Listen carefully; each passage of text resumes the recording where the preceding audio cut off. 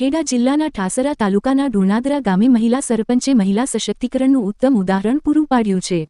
ગામના વિકાસ કાર્યોમાં તેમણે દરેક વિસ્તારને સમાન અવસર આપતા પંચાયતના તમામ સભ્યોને સાથે રાખી અલગ અલગ જ્ઞાતિના લોકોના સહકારથી કામો હાથ ધર્યા છે, જેથી સમગ્ર ગામમાં હર્ષ અને એકતાની લાગણી છવાઈ ગઈ છે। ડેપ્યુટી સરપંચે સ્પષ્ટ કર્યું કે સરપંચના પતિ વહીવટ કરે છે, એવી વાત સાવ ખોટી છે। મહિલા સરપંચ તથા પંચાયતના તમામ મહિલા સભ્યો અને અન્ય સભ્યો જાતે જ નિર્ણયો લઈને કાર્યો અમલમાં મૂકે છે। આ રીતે ઢુણાદરા ગામ મહિલા નેતૃત્વ અને સામૂહિક વિકાસનું પ્રેરણાદાયી ઉદાહરણ બની રહ્યું છે। હું ગામમાં બધું કામ કરું છું। હું મહિલા છતોય પણ બધાયનો વિકાસ કામ કરું છું। રોડ પાણી પણ બધું કરું છું। ગામની અંદર તમે કયા કયા કામો કરેલા છે તેની વિગતો શું છે?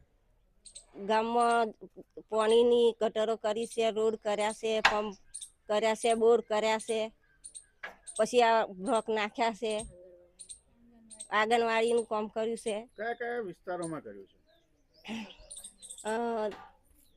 ચોપાકુઈ કર્યું છે, પછી જગદીપરા કર્યું છે, પછી લાલપુરામ કર્યું છે, ઝાલાના ઘર કર્યું છે।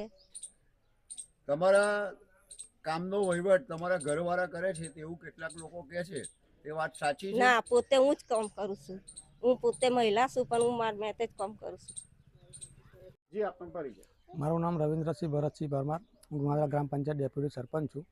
અમારા ગામમાં મહિલા સરપંચ તરીકે કોકિલાબેન રમેશસિંહ પરમાર છે। એ ગામમાં દરેક વિસ્તારમાં કામ કર્યા જ છે અને કરે જ છે, પણ અમુક લોકોનો આક્ષેપ એવો છે કે મહિલા સરપંચના પતિ જે વહીવટ કરે છે એ વાત તદ્દન ખોટી છે।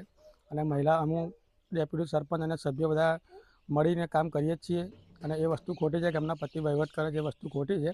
મહિલા સરપંચ તરીકે કોકિલાબેન રમેશસિંહ પરમારને અમે જોડે બધા પરા વિસ્તારમાં બ્લોકના કામો છે, સીસી રસ્તાના કામો છે, બોરના કામો છે, જાહેર માર્ગના ગમે તે કામો છે, બધા કામ કર્યા જ છે અને વ્યવસ્થિત કામ કરીએ જ છીએ। અને એમના પતિ વહીવટ કરે છે વસ્તુ ખોટી છે।